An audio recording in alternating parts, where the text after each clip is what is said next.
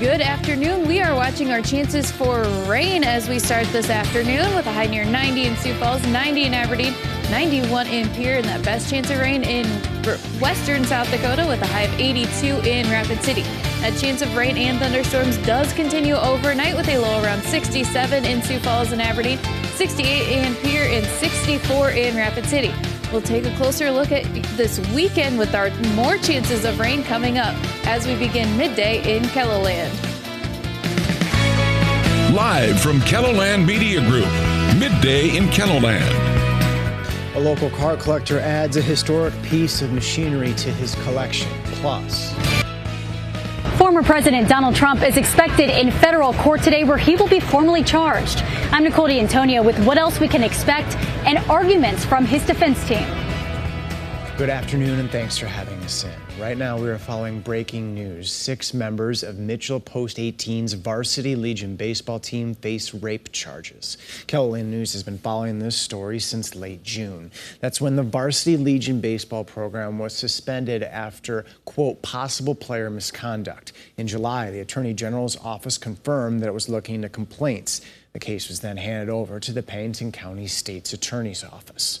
According to court filings, the alleged misconduct happened on June 1st. The team played a game in Rapid City that day. KELOLAND News has obtained court documents and requested an interview with the Pennington County State's Attorney.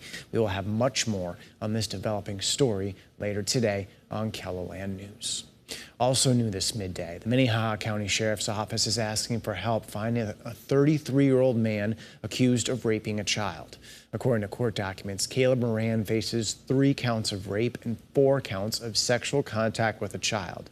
The alleged crimes happened for several years, starting in 2012 when the victim was 5 years old. Court documents say Moran lived in the same house as the victim at the time.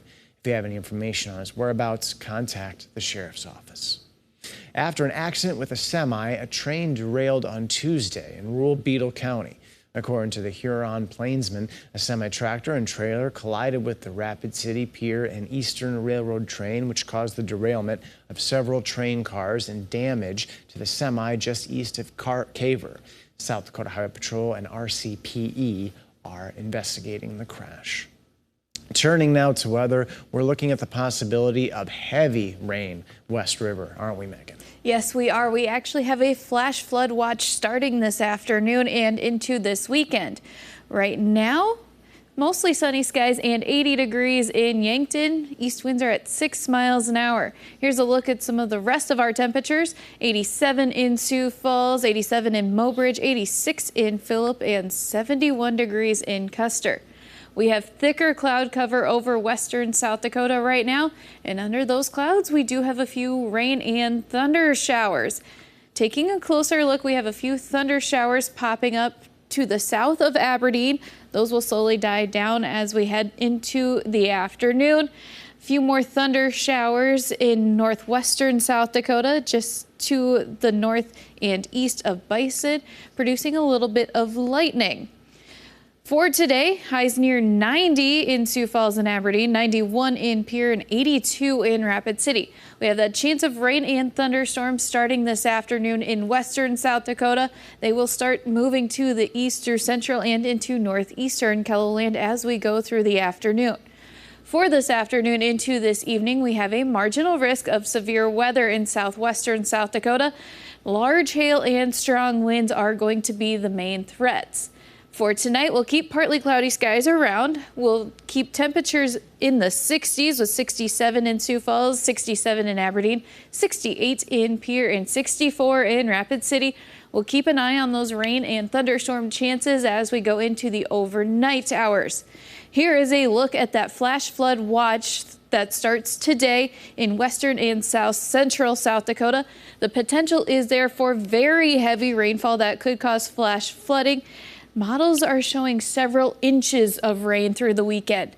For tomorrow, the widespread chance of rain and thunderstorm moving into eastern KELOLAND with a high of 85 Sioux Falls and Aberdeen, 81 in Pierre, and 73 in Rapid City.